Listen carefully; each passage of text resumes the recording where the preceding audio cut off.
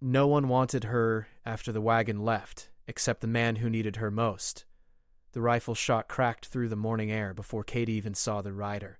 She dropped the water bucket and dove behind the wagon wheel as splinters exploded from the wood above her head. The second shot came from a different direction. 3 men, maybe 4, closing in fast through the sagebrush. Her husband's body lay cold in the dirt 20 feet away, killed at dawn by the same bandits now coming back to finish what they started. The wagon train had pulled out an hour ago, leaving her behind with nothing but harsh words and turned backs. A woman alone with a dead husband was bad luck, they said. She would slow them down, they said. Let her bury her man and catch up if she could. She knew she never would. Katie grabbed the shotgun from under the wagon seat, both barrels loaded, 4 shells in her pocket. Not nearly enough. The riders were closing in, their horses kicking up dust clouds in the early light. She could hear them calling to each other, laughing, taking their time. They thought she was easy prey. The first rider came around the left side of the wagon at a trot. Katie fired without hesitation. The blast caught him in the chest and knocked him clean off his horse. The animal bolted, dragging its owner through the dirt by one caught stirrup. His screams didn't last long. 2 more riders appeared on the right. Katie swung the shotgun around, but the second barrel misfired. She threw herself flat as bullets tore through the wagon canvas above her.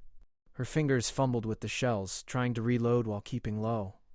The riders were shouting now, angry instead of amused. A shadow fell across her. Katie looked up to see a tall man in a black coat standing between her and the attackers. He hadn't been there a moment ago. His rifle spoke 3 times in rapid succession, each shot deliberate and final. 2 riders fell. The third wheeled his horse around and galloped away into the desert, bent low over his saddle. The stranger lowered his rifle and turned to face Katie. His eyes were the color of winter ice, and a thick scar ran from his left temple down to his jaw. He looked at her, then at the dead man by the wagon, then back at her. His voice was rough, like gravel under boots. Katie nodded, still on the ground, still holding the shotgun. You got anywhere to go? She shook her head. Then we got a problem. He walked to his horse, a big gray stallion that had been standing quiet through the whole fight. I'm headed north into Blackwater territory. 3 weeks hard riding through country where every man wants me dead. I need someone who can shoot, cook, and keep watch while I sleep. You need someone who can keep you alive long enough to get somewhere civilized. He mounted up and looked down at her. My name's Cole Bennett. I killed a man in Dry Creek who needed killing, but his brother's the sheriff and he's got 20 men tracking me. I can't promise you safety, and I can't promise you comfort, but I can promise you won't die alone in this desert today. Katie stood up slowly. Her dress was torn and dusty, her hands shaking. But her voice was steady when she spoke. I can shoot better than I showed just now. The gun misfired. That gun's too old. You need a rifle. He pulled a Winchester from his saddle and tossed it down to her. You know how to use one of these? She caught it one-handed and worked the lever action smoothly, checking the chamber.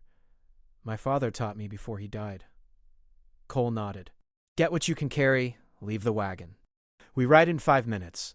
He paused, looking at the body by the wagon. You want time to bury him? Katie looked at her dead husband. They'd been married 6 months, and she'd learned in that time that he was weak, cruel when he drank, and quick with his fists when angry. She'd cried when he died, but not from grief, from relief, and then from shame at feeling relief. No, she said. He wouldn't have buried me. She gathered what she needed from the wagon. Extra ammunition, a bedroll, dried food, a canteen, her mother's silver locket. She left the wedding ring in the dirt beside the man who'd given it to her. When she came back, Cole had saddled her husband's horse for her. Can you ride hard? He asked. I can ride however I need to. Then let's go. They'll have heard those shots, and more will be coming. They rode north into the Badlands as the sun climbed higher. Katie didn't look back. Behind them, dust rose on the horizon. The posse from Dry Creek was already on their trail. The landscape changed from scrub desert to broken rock country by midday. Cole kept them moving at a punishing pace, stopping only to water the horses at a muddy creek. He barely spoke, just pointed directions and kept scanning the horizon behind them. Katie's legs burned from the hard riding, but she didn't complain. She'd learned long ago that complaining only made things worse. She focused on keeping up, on reading the land the way her father had taught her, on staying alert. They stopped at sundown in a narrow canyon with high walls. Cole dismounted and immediately started checking their back trail from a rocky outcrop. Katie tended to the horses, rubbing them down and checking their hooves. Both animals were tired but sound. "Can you make a fire without smoke?" Cole called down from his perch. "Yes." "Then make coffee and heat some food. We eat fast and cold camp after dark." Katie gathered dry sage wood and made a small hot fire that burned clean. She boiled coffee in a battered pot and heated beans in a pan. The smell made her stomach growl. She hadn't eaten since the previous day. Cole came down from the rocks and sat across the fire from her. He ate quickly, mechanically, his eyes never stopping their constant movement. "You handled yourself well today," he said between bites. "I've had practice." "With your husband?" Katie didn't answer. She didn't need to. Cole nodded like he understood everything he needed to know. "The men tracking us won't stop," he said. "The sheriff's brother was a rich man in Dry Creek? Important. The kind of man who thought importance meant he could do whatever he wanted to whoever he wanted. I put a bullet in him when he was beating a boy to death in the street. The boy was maybe 10 years old. His crime was bumping into the man's wife by accident." Katie looked up from her plate. "Did the boy live?" "No. I was too late." Cole's voice was flat, but something moved behind his eyes. The sheriff didn't care about his brother's nature, only cared that someone had challenged his family. Now he wants me dead, legal or not. He's got 20 men with him, good riders, better shots. They won't quit until they catch us or we cross into territory they won't follow. Where's that? Blackwater land. 3 weeks north if we're lucky. The native tribes there have treaties that keep white pauses out, but it's dangerous country for different reasons. Katie absorbed this. 3 weeks sleeping light and riding hard. 3 weeks with death at their heels and uncertainty ahead. But it was 3 weeks alive, which was more than she'd have if she'd stayed behind. "I'll keep watch first," she said. "You sleep." Cole studied her face in the firelight. "You sure? I don't sleep much anyway." "Not anymore." He kicked dirt over the fire and rolled up in his blanket without another word. Within minutes, his breathing had changed to the deep, regular rhythm of exhausted sleep. Katie climbed up to the rock outcrop Cole had used earlier. From here, she could see the canyon entrance and a good stretch of the desert beyond. The moon was rising, painting everything silver in shadow. She settled in with the Winchester across her lap and watched the darkness for movement. Hours passed. The temperature dropped.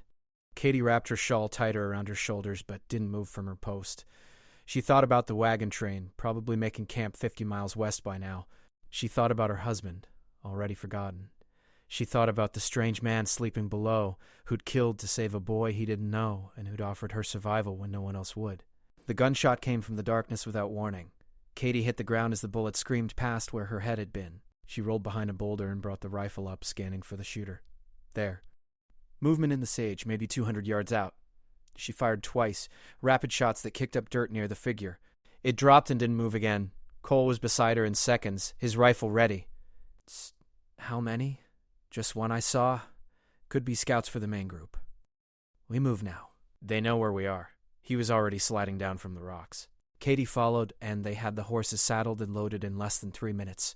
They rode out of the canyon heading northeast, moving fast through moonlit country that could hide 100 dangers. Behind them, more shots rang out. The pursuers were closing in.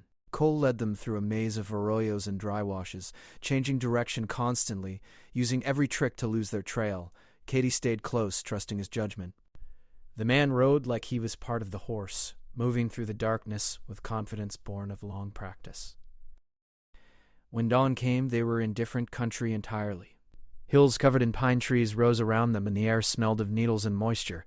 Cole finally called a halt in a thick grove where the horses could rest and graze. "You saved our lives back there," he said, dismounting stiffly. "Good shooting. You would have done the same." "Maybe, but you didn't hesitate. That matters." He looked at her with something that might have been respect. "You're tougher than you look, Katie." It was the first time he'd used her name. Something about that simple acknowledgement made her throat tight. She turned away to tend her horse so he wouldn't see her face. They rested through the morning, taking turns sleeping and keeping watch. Katie finally got a few hours of sleep and woke feeling slightly more human. Cole had shot a rabbit and was roasting it over a carefully concealed fire. "We need to talk about what happens when we reach Blackwater territory," he said as they ate. "The tribes there aren't hostile, but they aren't friendly either. We'll need to trade for passage, and we'll need to prove we're not trouble. What can we trade? Depends on what they need. Medicine, ammunition, tools." "Information, sometimes." He paused. They'll want to know why we're running and from what. I'll tell them the truth. Truth is respected there. Lies are not. She'd heard stories about Blackwater territory all her life. Some said it was savage country where white people disappeared. Others said it was safer than any town if you came honest and followed their ways. She didn't know which stories to believe. Will they turn us away? She asked. Not if we show respect. The chief, man named Running Bear, he's fair. Tough but fair. If he believes we're not bringing trouble to his people, he'll let us pass through. Maybe even offer shelter for a while. And after that? Cole was quiet for a long moment. After that, we figure out where to go. There's settlements further north, mining towns in the mountains, places where no one asks too many questions about a person's past. You could make a new start there. What about you? I'm wanted in 4 territories now. My options are more limited. He met her eyes. But I'll see you safe before I move on. That's the deal. Katie felt something twist in her chest. She'd known from the start this was temporary, that Cole was helping her because it served them both, not because he cared. But somewhere in the past day and night, she'd started to hope for something different, something more permanent. She pushed the feeling down. Hope was dangerous. Hope got you hurt. How far behind do you think they are? She asked, changing the subject. Half day, maybe less. The scout I shot last night will have slowed them down while they investigated, but the sheriff won't stop. He's got the taste for it now. Cole stood and kicked dirt over the fire. We need to keep moving. Put more distance between us while we can. They rode through the afternoon, climbing higher into the hills. The pine trees grew thicker and the air grew cooler. Katie's body ached from the constant riding, but she kept pace without complaint. Cole seemed to notice her struggle, though, because he started calling more frequent short breaks, just 5 minutes to stretch and breathe. As the sun began to set, they reached a high ridge with a view back across the country they'd covered. Cole stopped and pulled out a small brass telescope. He studied their back trail for a long time, his face grim. They're pushing hard, he said finally. Closer than I'd like. We need to do something to slow them down or they'll catch us before we reach Blackwater territory. What do you mean, do something? Cole collapsed the telescope and looked at her. I mean, we need to make a stand. Not a long fight, just enough to make them cautious, make them slow down and rethink their approach. If we can hurt them, buy us another day or two, we might make it. Katie's mouth went dry. You want to ambush them. It's our best chance. We pick the ground, wait for them to come to us, hit them hard, and run before they can regroup. He pointed down the ridge to where the trail passed through a narrow gap between rocks. There. Good sight lines, limited approach, easy escape route on the far side. How many are there now? I count 18 horses. Maybe more out of sight. Too many for a straight fight. But if we hit them from above, make them think we've got more guns than we do, they might back off and approach more carefully. Every hour we buy matters. Katie looked at the proposed ambush site, then back at the distant dust cloud marking the posse's position. Her heart hammered in her chest. This was different from defending herself at the wagon. This was choosing to fight, to kill, to become the hunter instead of the prey. But Cole was right. If they just kept running, the posse would eventually run them down. They needed to change the equation. Tell me what to do, she said. They spent the next hour preparing. Cole positioned Katie on the high ground with the Winchester and extra ammunition. He took a position 50 yards away with his rifle and a revolver. Between them, they had clear fields of fire over the gap the posse would have to pass through. Wait for my first shot, Cole instructed. Then aim for the horses, not the men. We want chaos and fear, not a body count. Though if you get a clear shot at a rider, take it. Don't hesitate. Katie nodded. Her hands were steady now. The fear transformed into cold focus. She'd crossed some line in the past 2 days. The woman who'd cowered behind a wagon wheel seemed like someone else entirely. The posse came as dusk was falling. They rode in a loose column, confident and careless, never expecting an attack. The sheriff rode near the front, a tall man with a gray beard and hard eyes. Katie could see the family resemblance to the man Cole had killed. Cole's rifle cracked. The lead horse went down thrashing, throwing its rider hard. Katie fired a heartbeat later, dropping another horse. Then she worked the lever and fired again, and again, each shot precise and deliberate. The narrow gap became chaos. Horses screamed and reared. Men shouted and dove for cover. Return fire came wild and panicked, bullets whining off rocks nowhere near their positions. Cole was firing steadily, methodically. Katie saw 2 more men fall, then 3. The rest had scattered for cover behind rocks and dead horses. The sheriff was shouting orders, trying to organize a return volley, but his men were shaken. "Time to go," Cole called. He fired 3 more quick shots to keep the posse pinned, then disappeared down the backside of the ridge. Katie fired her last 4 rounds, spacing them out to make it seem like she was still shooting, then scrambled backward to where the horses waited. Cole was already mounted. She swung onto her saddle and they galloped away into the gathering darkness. Behind them, the shooting continued sporadically. The posse was firing at ghosts now, still disorganized, still afraid. They'd lost at least 6 men in the ambush, dead or wounded. That would make them careful. That would slow them down. They rode hard through the night, following game trails and stream beds. Cole seemed to know exactly where he was going, even in the dark. Katie focused on staying in the saddle, on keeping her exhausted horse moving. When they finally stopped hours later, deep in a forest of tall pines, Katie slid off her horse and nearly collapsed. Her legs wouldn't hold her. Cole caught her arm and steadied her. "You did good back there," he said quiet. "Real good. Most people would have frozen up. I'm not most people anymore." Cole's scarred face showed something that might have been a smile in the moonlight. "No, I reckon you're not. They made a cold camp, no fire, and took turns sleeping in short shifts." Katie's dreams when she finally dozed off were full of gunfire and screaming horses. She woke gasping, reaching for the rifle, but there was only darkness and Cole's hand on her shoulder. "Easy," he said. "Just dreams. We're safe for now." But Katie knew they'd never really be safe. Not until they crossed into Blackwater territory, and maybe not even then. The sheriff had lost too much to give up now. He'd follow them to the ends of the earth if he had to. She just had to survive long enough to make sure he failed. The mountains grew steeper as they continued north. The easy riding of the desert was behind them now, replaced by treacherous switchback trails and narrow passes. The horses struggled with the altitude, and both Katie and Cole felt the thin air burning in their lungs. On the 3rd day after the ambush, they found the first sign they'd been dreading. Fresh tracks, maybe a day old, coming from the east and intersecting their trail, not the posse from behind. Someone else. Cole studied the tracks carefully. 6 horses, moving fast. Heading north like us. Could it be coincidence? Could be, but I don't believe in coincidence. He straightened and checked his weapons. The sheriff might have sent word ahead, gotten other groups to cut us off. Or these could be bounty hunters who heard about the reward he's offering. There's a reward? There's always a reward. Cole mounted his horse. We need to assume anyone we meet is hostile until proven otherwise. And we need to reach Blackwater territory before these riders catch up with us. They pushed harder, riding from dawn until dark, and sometimes beyond. Katie's body moved on pure will now, past exhaustion into something else. A kind of numbness where pain didn't matter and fear became background noise. She ate when Cole told her to eat, drank when he passed her the canteen, slept when he said to sleep. The land changed again. The pine forests gave way to high meadows and rocky peaks. Snow appeared on the highest ridges despite the summer season. The air was crystalline and cold, carrying the smell of stone and ice. On the 6th day after leaving the wagon, they saw smoke rising from a valley ahead.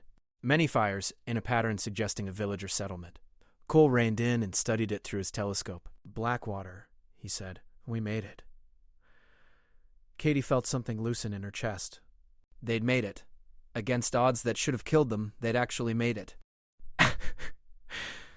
She wanted to cry or laugh or scream, but she was too tired for any of those things. "What do we do now?" she asked. "We ride in slow, weapons visible but not drawn. We wait to be approached. We answer any questions truthfully and show respect." Cole looked at her seriously. "From here on, you follow my lead exactly. One wrong move, one perceived insult, and they'll kill us both. Understand?" Katie nodded. She'd come too far to fail now because of ignorance or pride. They rode down into the valley as the sun reached its high point. The village was larger than Katie had expected, maybe 300 people, with sturdy lodges arranged in careful patterns. Children played near the river. Women worked at various tasks. Men stood watching the strangers approach, weapons ready but not raised. An older man walked out to meet them, flanked by younger warriors.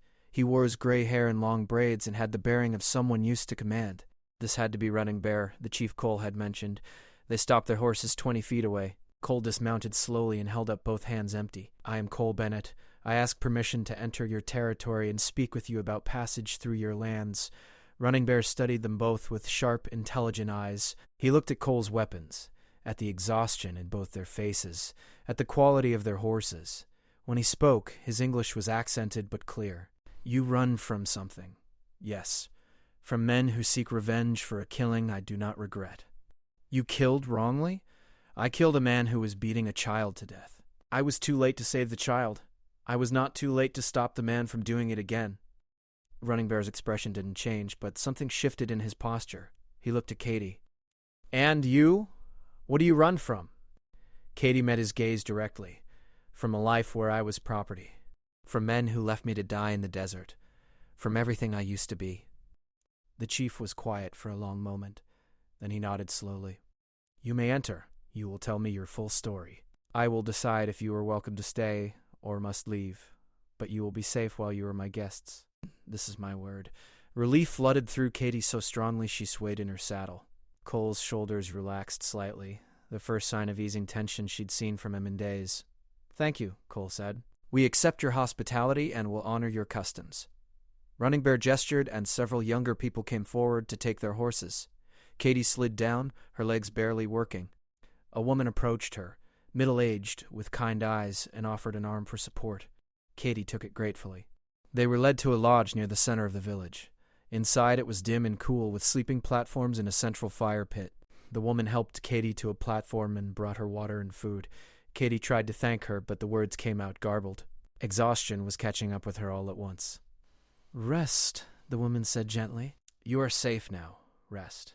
Katie lay back and was asleep before she could form another thought. She woke to darkness.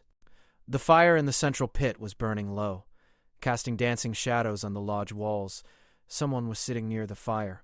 Katie sat up carefully, reaching instinctively for the rifle that wasn't there. Easy, Cole's voice came from the shadows. It's just me. Your gun's right there beside you. Katie relaxed and found the Winchester where he'd said. Just knowing it was close helped her breathe easier. What time is it? Few hours past midnight. You slept straight through yesterday and most of today. Have you slept? Some. Running Bear wanted to hear our story in detail. I told him everything. Cole poked the fire, sending up sparks. He's agreed to let us stay for a week to rest and recover. After that, we can continue through his territory to the northern settlements, or we can turn back. Turn back to what? That's what I thought. Cole was quiet for a moment. The men tracking us reached the border of Blackwater territory this morning. They made camp about 5 miles south. Running Bear sent scouts to observe them. The sheriff's got 16 men left. They're waiting to see if we'll come out. Katie felt the safety she'd just found start to crumble. Will they come in after us? They might try. But Running Bear made it clear that would be a mistake. He's got over 100 warriors, and they know this land perfectly. Any posse that crosses the border uninvited won't leave alive. Cole looked at her. We're safe here, for now, but we can't stay forever. Eventually we have to keep moving north, and the sheriff might send men around the territory, try to cut us off on the far side. Or he might just wait us out. Cole added another piece of wood to the fire. But that's a problem for later. Right now you need to eat and recover your strength. Tomorrow, Running Bear wants to meet with you properly. A woman appeared at the lodge entrance carrying a tray of food. It was the same kind woman from before. She set the tray down near Katie with a gentle smile, spoke something in her own language, and left. Katie ate slowly, savoring each bite. It was the first real meal she'd had in over a week. Stew with meat and vegetables, bread that was still warm, some kind of berry drink. Her body seemed to wake up as she ate, remembering what it felt like to be properly nourished. Cole, she said between bites, what happens when we reach the northern settlements? You said I could make a new start there. But what about you? Cole stared into the fire. I'll keep moving. There's always somewhere further to run, someone who hasn't heard about the price on my head. Maybe I'll head west to the coast, or up into Canada. Doesn't much matter. That sounds lonely. It is what it is. His tone said the subject was closed. But Katie pressed on. You saved my life. Multiple times. I know that doesn't mean you owe me anything more, but I need to know something. When you reach the northern settlements, will you just leave, right away, without looking back? Cole finally looked at her, and his scarred face was unreadable in the firelight. What else would I do, Katie? I'm a wanted man. Anyone who stays with me becomes a target. You've got a chance to have a real life again. Why would you throw that away? Maybe because running alone is harder than running together. Maybe because I'm tired of everyone in my life either abandoning me or trying to own me. Maybe because you're the first person in years who's treated me like I'm worth something." Her voice was fiercer than she intended. Or maybe I'm just foolish. Cole opened his mouth, closed it, then shook his head. "You're not foolish. But you're not thinking clearly either. Give it time. Give it until we reach the settlements. Then decide what you want. Don't decide now when you're exhausted and scared and grateful to be alive." He was probably right, but Katie knew her own mind better than he gave her credit for. She'd already decided. She just had to convince him she meant it. The next morning, Running Bear sent for them both. They followed a young warrior to the chief's lodge, larger than the others and decorated with beautiful painted symbols. Inside, Running Bear sat on a raised platform flanked by several elders. The atmosphere was formal, almost ceremonial. Running Bear gestured for them to sit. "You have rested. Now we will speak of important matters." He looked at Katie first. "You are strong. I see this. You have survived things that would break others. This is good. But strength alone is not enough. You must also have purpose." "What is your purpose now?" Katie thought carefully before answering. "To stop running. To find a place where I can live without fear. To become someone I can respect." The chief nodded. "Good answer. Purpose gives direction." He turned to Cole. "And you? What is your purpose?" "To survive. To see justice done when the law won't do it. To protect those who can't protect themselves." Cole paused, "And to make sure Katie reaches safety." "You care for this woman?" It wasn't a question, but Cole answered anyway. "She's proven herself worthy of respect and assistance." Running Bear smiled slightly. "You speak like a white man trying not to admit feelings. In my culture, we are more direct. You care for her. She cares for you. This is clear to anyone with eyes." He held up a hand before either could protest. "I do not judge this. I merely observe. What you do with these feelings is your choice." He leaned forward. "But here is what I will tell you both. The men who hunt you will not give up. The sheriff has lost face and family. He will pursue you until one of you dies. This is certain. You cannot run forever. Eventually you must make a stand, or you must disappear so completely that he cannot find you." "We're planning to head north to the mining settlements," Cole said. "New identities, new lives. And you believe this will work? You believe a man with resources and obsession will not find you eventually?" Running Bear shook his head. "You are smart in many ways, Cole Bennett, but in this you are foolish. Running is not a solution. It is only delay." Katie spoke up. "Then what do you suggest?" The chief was quiet for a long time, considering. Finally he said, "There is a third option. You could end the threat. Go to ground, somewhere the sheriff believes he has you trapped, then turn the trap on him. Kill him and enough of his men that the rest lose their taste for vengeance. It is dangerous. It would require careful planning, but it would be final." Cole's expression was unreadable. "You're suggesting we become the hunters." "I am suggesting you stop running and start fighting. Choose your battleground. Prepare it. Make them come to you on your terms. Win decisively. Then you can have your peace, or at least something closer to it." Running Bear stood. "But this is only my counsel. You must decide your own path. You have 6 more days here to rest and think. On the 7th day, you must leave. My hospitality has limits, and I will not bring this conflict into my people's land any more than I already have." They spent the next days recovering their strength and thinking about Running Bear's words. The village life went on around them, and Katie found herself fascinated by the rhythms of it. The way everyone had roles and purpose, the way conflicts were resolved through counsel rather than violence, the way children were raised by the whole community rather than isolated families. She helped with various tasks, learning from the women, even though language was a barrier. They taught her how to prepare certain foods, how to make better use of the plants that grew wild, how to read weather signs in the sky. Katie absorbed everything eagerly. She'd been raised by rigid parents who believed women had only one purpose. Here, women were warriors and leaders, as well as mothers and teachers. Cole spent his time with the men, learning about the land to the north and discussing tactics with the warriors. Katie would see him sometimes across the village deep in conversation, his serious face occasionally breaking into what might have been the ghost of a smile. He seemed more at ease here than anywhere she'd seen him before. On their 4th night, Katie found him sitting by the river that ran through the valley. The water was clear and fast, running over smooth stones. She sat down beside him without asking permission. "You're thinking about what Running Bear said," she observed. "Hard not to. Do you think he's right, that we can't outrun the sheriff? Cole picked up a flat stone and skipped it across the water. Probably. Men like him don't quit. They can't. Their pride won't let them. He found another stone, turned it over in his hands. I've been running for 3 years now. Different names, different places. Always thought if I could just get far enough away, fast enough, I'd find somewhere they couldn't follow.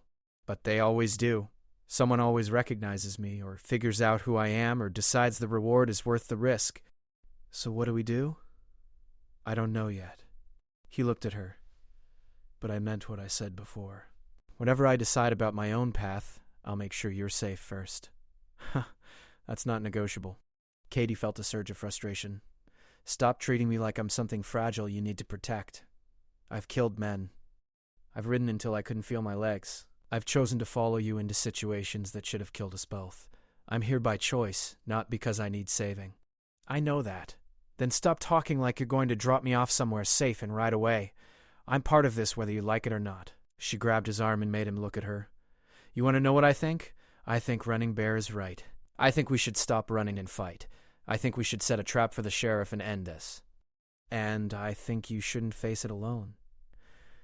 Cole stared at her for a long moment. You know what you're saying? You know what that would mean? We'd be choosing to kill potentially 12 men. To ambush and murder them, essentially. There's no law on our side in this. We'd be outlaws in truth, not just in name. The law stopped mattering when they left me to die in the desert, when that rich man beat a child to death and no one stopped him. When the sheriff decided his family pride mattered more than justice. Katie's voice was fierce. I'm not talking about law. I'm talking about survival and freedom. Those men want to kill you for doing the right thing. They'd kill me too, just for being with you. Running won't change that, but ending the threat might. Cole was quiet for a long time. The river rushed by, eternal and uncaring. Finally he nodded slowly. Then we're going to need a plan. A good one, because we only get one chance at this. They spent the next 2 days planning with Running Bear and several of his warriors. The chief didn't participate directly, but he offered advice and knowledge of the terrain. He showed them maps drawn on leather, pointing out places where the land itself could be a weapon. There was a canyon 2 days north of the village, Running Bear explained. It was the most direct route through the mountains to the northern settlements. Anyone heading that way would likely use it, as the alternatives added weeks to the journey. The canyon had only one main entrance and one exit. High walls. Limited sight lines for anyone traveling through. And multiple vantage points for defenders. It is a place where many could be stopped by few, Running Bear said. If you were to spread word that you were heading through this canyon, your pursuers would believe it was their chance to trap you. But if you prepared the canyon first, if you were patient and smart, the trap would be yours instead of theirs. Cole studied the map intently. We'd need to make them commit fully. If they think it might be a trap, they'll approach cautiously or not at all. Then you give them no reason to suspect. You make your passing through the village seem panicked, desperate. You leave at night as if fleeing. You leave a trail they can follow easily. You make them believe they have caught you in a mistake. Running Bear's old eyes were sharp. Men who believe they are winning make errors. Men who are afraid do not. Katie saw the shape of it forming. They would flee the village, obviously, making sure the sheriff's scouts saw them leave. They would head for the canyon with apparent haste, leaving signs of their passage. The posse would follow, smelling blood, thinking they finally had their prey cornered. But Cole and Katie would already be in the canyon, ready and hidden, with every advantage of terrain and surprise. How many warriors can you spare to help? Cole asked. Running Bear shook his head. None. This is your hunt, not ours. We have given you knowledge and shelter, but we will not fight your battle. This you must do yourselves. 2 against 16. That's a hard fight. But you have something they do not. You have purpose that goes beyond pride or revenge. You have each other, and you have nothing left to lose. The chief stood. Make your choice. If you do this, you do it tomorrow. The sheriff grows impatient. His scouts have been probing our borders. Soon he may try something foolish, and I would prefer you were gone before that happens. That night, Katie and Cole sat up late going over every detail. They checked their weapons, organized their ammunition, planned their positions in the canyon. They talked through scenarios, backup plans, contingencies. They didn't talk about what would happen if they failed. As dawn approached, Cole finally looked at her directly. Last chance to change your mind. Say the word and I'll take you north to the settlements first, then come back and handle this myself. No. Katie, this is going to be brutal. Even if we win, even if everything goes according to plan, it's going to be bloody and terrible. You'll have to kill men in cold blood. Planned, deliberate killing. That stays with you. I know. Katie held his gaze. I'm already changed. The woman who got left behind by that wagon train is gone. She died in the desert. I'm someone else now. Someone harder. Someone who survives. She paused. Someone who doesn't abandon the people who matter to her. Something shifted in Cole's expression. Walls coming down, armor cracking. You matter to me too, he said quietly. More than you should. More than is safe or smart. I kept telling myself I was just helping you because it was practical, because you were useful, but that's not true anymore. Maybe it never was. Katie reached across the space between them and took his hand. His palm was calloused and scarred, strong and warm. Then let's survive this together. And afterward, we figure out what comes next. Together. Cole squeezed her hand. Together, he agreed. They slipped out of the village an hour before dawn, making sure to be seen by the scouts they knew were watching. They rode north at a hard pace, leaving a trail that would be easy to follow. By midday, Running Bear's outriders confirmed the posse had taken the bait and was in pursuit. The canyon entrance appeared ahead as the sun began its descent. It was even better than the maps had suggested. High stone walls, maybe 200 feet tall, narrowing to a gap barely wide enough for 3 horses to ride abreast. The canyon itself stretched nearly a mile before opening to the valley beyond.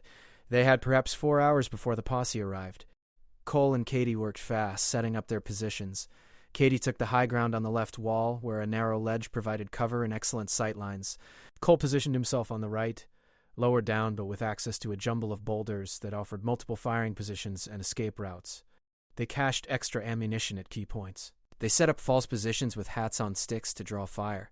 They planned their withdrawal routes in case things went wrong. Every detail mattered, every advantage counted. As the sun touched the western peaks, turning the stone walls orange and gold, Cole climbed up to Katie's position one last time. Last-minute thoughts, he asked? Just one. Whatever happens, I don't regret any of it. Not the running, not the fighting, not choosing to stay with you. Even if this goes badly, I'd rather die free than live the way I was. Cole nodded slowly. I spent 3 years running alone, convincing myself it was better that way, safer, simpler. But these past 2 weeks with you have been the most alive I've felt since I don't know when, so yeah, no regrets. He started to turn away, then stopped. In one swift motion, he pulled her close and kissed her. It was brief and fierce, tasting of dust and desperation, and something that might have been hope.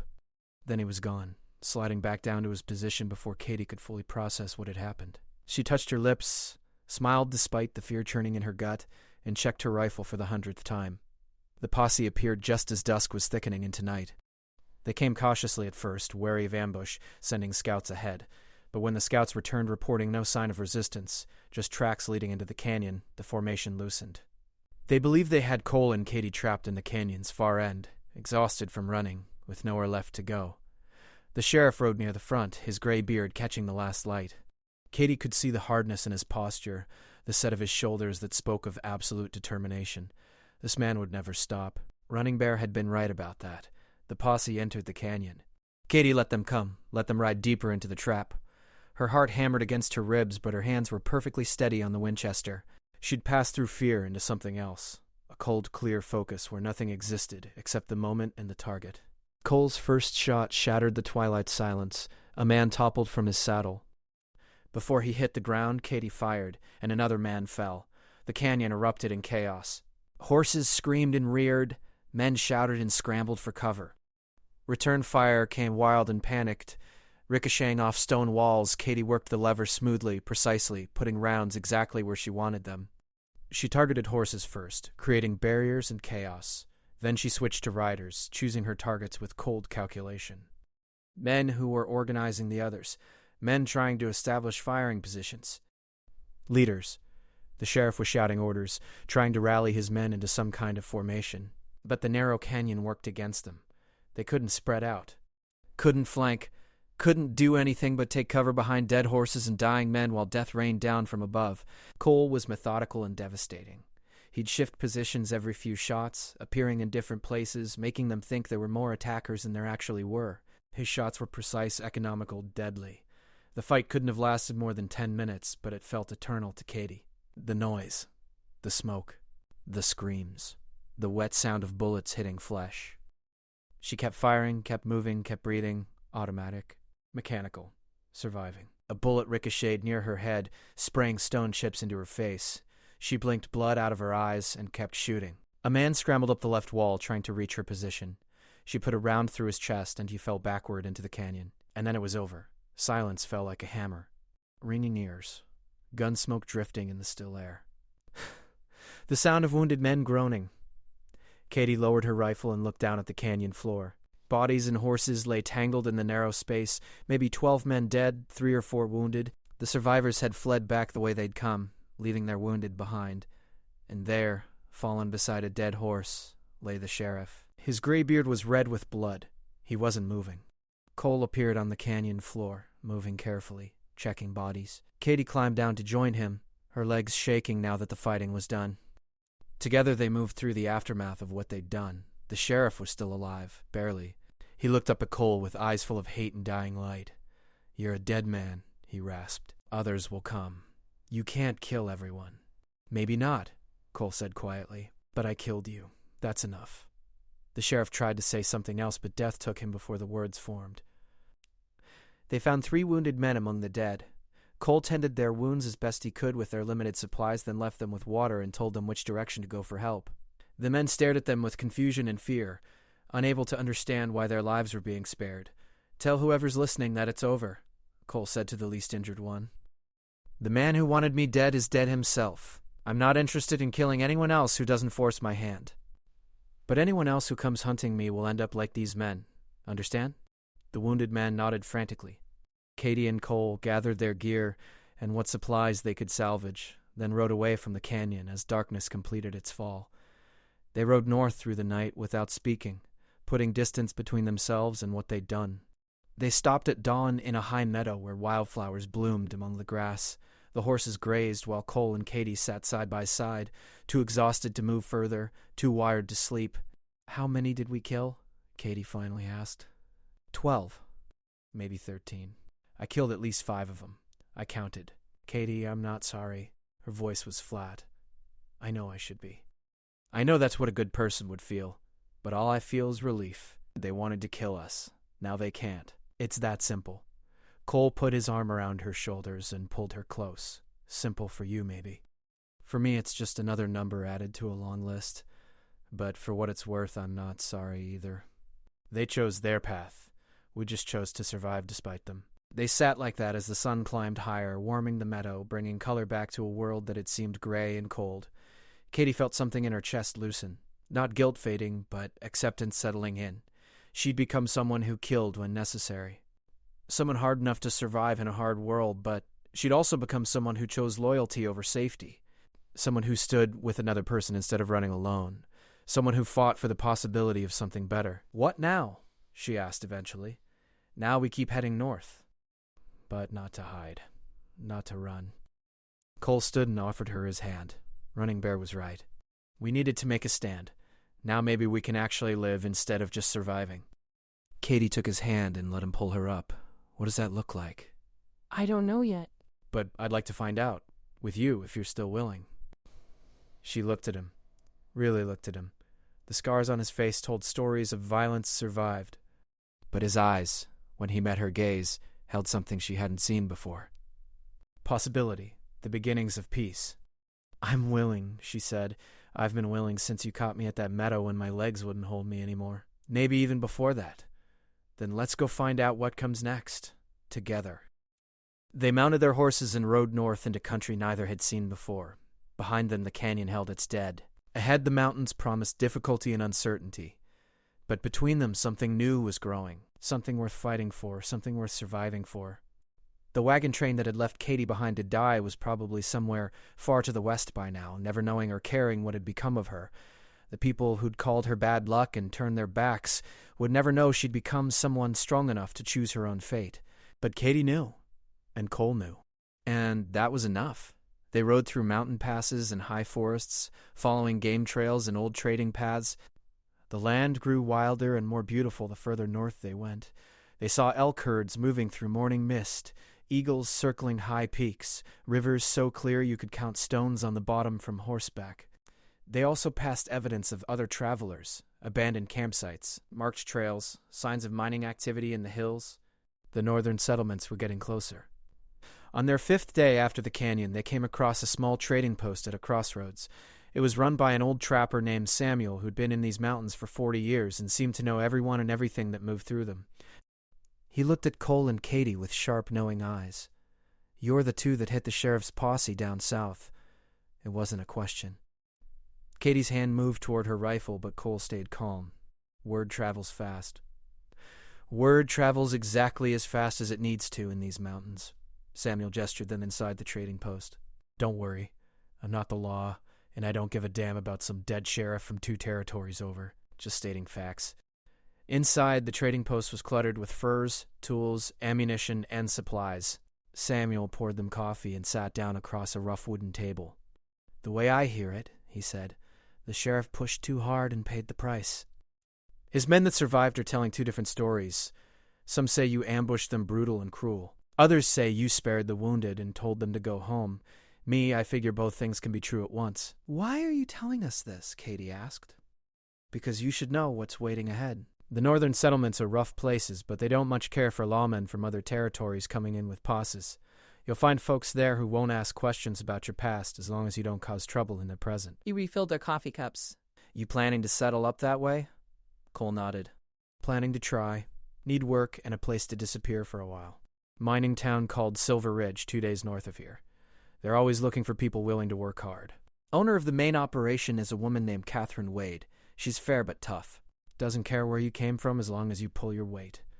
Mention I sent you." They traded for supplies and information, then continued north. Katie noticed that Cole seemed lighter somehow, less burdened. The constant vigilance was still there, probably always would be, but the crushing weight of being hunted had eased. "You think Samuel was telling the truth?" Katie asked as they rode. "About the settlements not caring where we came from? I think people who come to places like that usually have reasons for leaving wherever they were before. They understand that some questions don't get asked." Cole looked at her. "But we'll need new names, new stories. The past doesn't disappear completely just because we want it to. What name would you choose?" Cole thought about it. "Something simple, common. Ben Carson, maybe. Yours?" Katie considered. "Mary Carson. Your sister traveling with you after family troubles back east. That works. At least until we figure out if we're staying or moving on. And if we stay?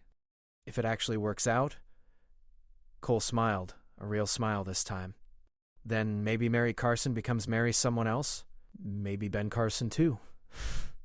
But that's a problem for later. Silver Ridge appeared nestled in a mountain valley, exactly where Samuel had said it would be. It was bigger than Katie expected, maybe 500 people, with actual streets and proper buildings. The sound of mining operations echoed from the hills around it. They rode in at dusk, drawing some looks but not the hostile attention Katie had feared. People here had their own concerns. A couple more strangers wasn't worth much notice. They found the main mining office, a solid building with Catherine Wade's name painted on the sign. A woman of perhaps 50 with steel-gray hair and capable hands sat behind a desk covered in papers and ore samples. "Help you?" she asked without looking up. "Samuel at the Crossroads Trading Post sent us," Cole said. "Said you might have work for people willing to do it." Catherine looked up then, studying them both with eyes that saw too much. "Samuel sent you. That's a recommendation worth something." "What are your names?" "Ben Carson. This is my sister Mary." "Where from?" "East. Had some family trouble. Figured we'd try starting fresh somewhere new." Catherine nodded slowly. "I don't ask for details. But I will say that if trouble follows you here, I won't appreciate it. This town's got enough challenges without imported problems." "We're hoping our troubles are behind us," Katie said. "Most people here are hoping the same thing. That's what makes this place work." Catherine stood and walked to a map on the wall. "I've got work in the mine if you've got a strong back, Mr. Carson. And I've got work in town for your sister if she can cook, sew, tend bar, or keep books." "I can do all of those things," Katie said. "Then you're hired." Both of you. Wages are fair, paid weekly. Housing is available if you need it, taken from wages until you can afford your own place. Rules are simple. Work hard, don't cause trouble, and pull your weight. Break those rules, and you're gone. Clear? Clear, Cole and Katie said together. Good. I'll have someone show you to quarters. You start tomorrow. They followed a young man to a row of small cabins at the edge of town. Simple structures, just one room each, but solid and weatherproof. Cole's cabin was beside Katie's, with maybe 10 feet between them. After their guide left, they stood in the space between the cabins as full darkness fell. The town was settling in for the night. Somewhere someone was playing a fiddle.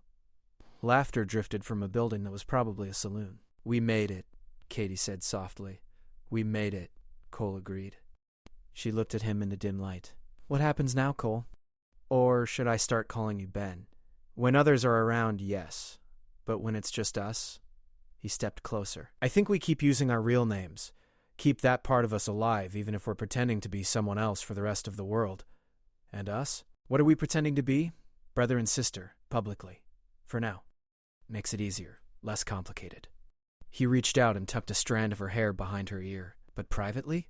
I think we're two people who survived something terrible together and came out the other side. Two people who matter to each other. Two people who might want to see where this goes, if they get the chance. Katie's heart beat faster. I'd like that chance. Then let's take it. Slow, careful, see what happens. No promises we can't keep, no expectations beyond today. Just see what grows. That's enough for me. Cole kissed her again, longer this time, thorough and sure. When they broke apart, Katie was smiling. Get some sleep, Cole said. Tomorrow we start our new lives. Ben and Mary Carson, respectable working folk. Tomorrow, Katie agreed. She watched him enter his cabin, then went into her own. It was sparse but clean. A bed, a table, a chair, a small stove. Everything she needed and nothing she didn't. She lay down on the bed and stared at the ceiling. 2 weeks ago, she'd been someone else. Someone weak and trapped and desperate. The wagon train had left her behind thinking she'd die alone in the desert. They'd been wrong. She hadn't died. She'd been reborn. Katie fell asleep smiling, for the first time in longer than she could remember. The first month in Silver Ridge passed in a blur of work and adjustment. Cole took to mining like he'd been born to it, his strength and endurance making him valuable quickly. Katie worked in the mining office, keeping books and managing supplies. Captain Wade proved to be a fair employer who appreciated competence and didn't pry into personal matters. They settled into routines. Work during the day, shared meals in the evening, time talking quietly between their cabins as darkness fell. They learned the rhythms of the town, made cautious acquaintances, established themselves as reliable and unremarkable. No word came of pursuers. No strangers arrived asking dangerous questions. The past seemed to be staying where it belonged, behind them. Katie found herself slowly relaxing in ways she hadn't known. She was tense. The constant fear that had driven her for weeks began to fade. She started to believe they might actually have a future here. One evening 2 months after their arrival, Cole knocked on her cabin door after dark. She opened it to find him holding a bottle of whiskey and wearing an expression she couldn't quite read. "What's wrong?" she asked immediately. "Nothing's wrong. But we need to talk." He came inside and sat at her table. Samuel sent word through one of the supply wagons. The surviving men from the sheriff's posse officially reported back, said they were ambushed by a large group of outlaws and barely escaped with their lives. The official record says the sheriff died heroically trying to protect his men. Katie sat down slowly. They lied. Protected their own pride by making up a story. Which means the hunt is over. Officially. No one's looking for us anymore. Cole poured 2 glasses of whiskey. "We're free, Katie." "Actually free?" She took a glass with shaking hands. "I don't know what to do with that." "Me neither." To surviving. To making it through when everyone said we wouldn't. They drank. The whiskey burned going down, warm and real. "So what now?" Katie asked. "Now we decide if we're staying or still running." Cole looked at her seriously. "I know we said we'd take it slow, see what happens, but I need to know, Katie. Are you happy here? Is this enough for you?" Katie thought about it honestly. The work was satisfying. The town was rough but had its own kind of community. She had a place, a purpose, a chance at something resembling normal life. and she had Cole in whatever form their relationship was taking. "Yes," she said finally. "I'm happy here, or as happy as I know how to be." "You? I am. More than I expected to be." Cole reached across the table and took her hand. "So here's what I'm thinking. We stop pretending to be siblings. We tell people we're married instead. Build a life here for real, not just hide out until we have to run again. Maybe buy some land eventually, maybe have a home that's actually ours." Katie's breath caught. "You mean that?" "You really want to stay?" "I mean it. I'm tired of running, Katie. I'm tired of always looking over my shoulder. This place is as good as anywhere, better than most. And you're here. That matters more than anything else." She squeezed his hand hard. "Then yes. Let's stay. Let's build something real." Cole smiled, and it transformed his scarred face into something almost beautiful. "Then I guess I should do this properly." He stood and pulled her up with him. "Katie, will you marry me? For real this time, not as part of some cover story. Will you take a chance on a wanted man turned miner with a dark past and an uncertain future?" "Yes," Katie said without hesitation. "But only if you'll take a chance on a woman who killed 5 men and would do it again if she had to. That's exactly the woman I'm asking." They sealed it with a kiss that tasted of whiskey and promises and new beginnings. They were married by the town's part-time preacher 2 weeks later in a simple ceremony attended by Catherine Wade and a handful of other townspeople who'd become something like friends. Katie wore a simple blue dress she'd sewn herself. Cole wore his best shirt and looked uncomfortable but determined. The preacher pronounced them husband and wife. They kissed. People clapped. Someone produced a fiddle and someone else produced more whiskey. The celebration was modest but genuine. That night, in the cabin they now shared, Cole and Katie lay tangled together in the darkness. "I never thought I'd have this," Cole said quietly. "A home, a wife, a future that wasn't just about surviving until tomorrow." "Me neither," Katie admitted. "When that wagon train left me behind, I thought my life was over. I was wrong. It was just beginning. Everything that happened to get us here. The violence, the running, the death.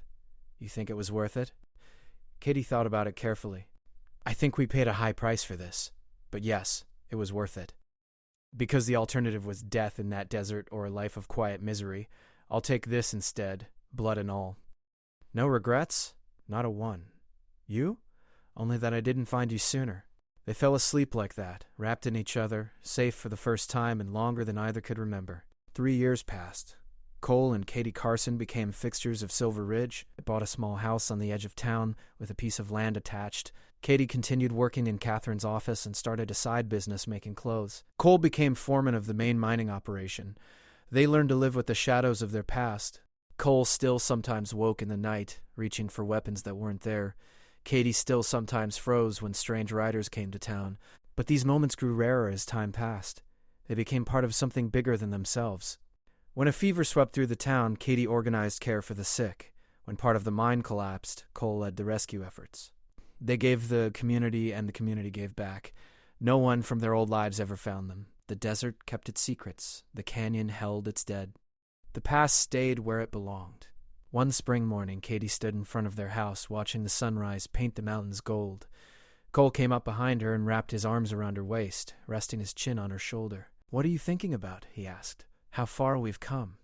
How different this is from anything I imagined my life would be. Better or worse?" "Different." "But mine. Ours." "That's what matters." They stood like that as the sun climbed higher, warming the valley, bringing light to every shadow. 2 people who'd survived against all odds. 2 people who'd found each other in the worst circumstances and built something good from it. The wagon train that left Katie behind had made it to California eventually. Most of them settled in various towns and never thought about the woman they'd abandoned again. They never knew she not only survived, but thrived. The remaining men from the sheriff's posse scattered across different territories. Some became drunks haunted by what they'd seen. Others told elaborate lies about their great escape. None ever spoke the full truth about what happened in that canyon. Running Bear's village continued in its ancient rhythms. The chief sometimes told the story of the 2 white people who came seeking shelter and left to face their demons. He made it a teaching tale about courage and choosing your moment to stand and fight. But these were distant echoes now, other people's stories. Katie and Cole had their own story, and it was still being written. Every day added new pages. Every choice made the foundation stronger. Every night they spent in their home together was a victory over everything that should have destroyed them. No one had wanted Katie after the wagon left. She'd been bad luck, a burden, a problem to be abandoned. But she'd found the one person who needed her most, the one person she needed most in return. Together they'd taken impossible odds and turned them into a life worth living. And that was enough. More than enough. It was everything. The end came not with drama or violence, but with quiet peace. Years later, after they'd grown old together in their Mountain Valley home, after they'd become the old couple everyone in Silver Ridge knew and respected, Katie and Cole would sit on their porch in the evening and tell each other the story one more time. How they'd met in blood and desperation. How they'd run and fought and survived. How they'd chosen each other when the whole world seemed determined to keep them apart. How they'd built something real from ruins. "We made it," Katie would say, taking Cole's weathered hand. "We made it," Cole would agree, bringing her hand to his lips. And they had. Against every odd, against every expectation, they'd made it. Not just to survival, but to joy. Not just to safety, but to love. Not just to an end of running, but to a true beginning. The desert where Katie had been left to die was far behind them now. The canyon where they'd made their stand was just another place on a map. The people who'd hurt them or hunted them were long gone. But Katie and Cole remained, still standing, still together, still building their future one day at a time. They'd been given one chance when no one else would offer it. They'd seized it with both hands and held on through everything that tried to tear them apart. And in the end, they'd found exactly what they'd been searching for all along. Each other. A home. Peace. And that, finally, was enough.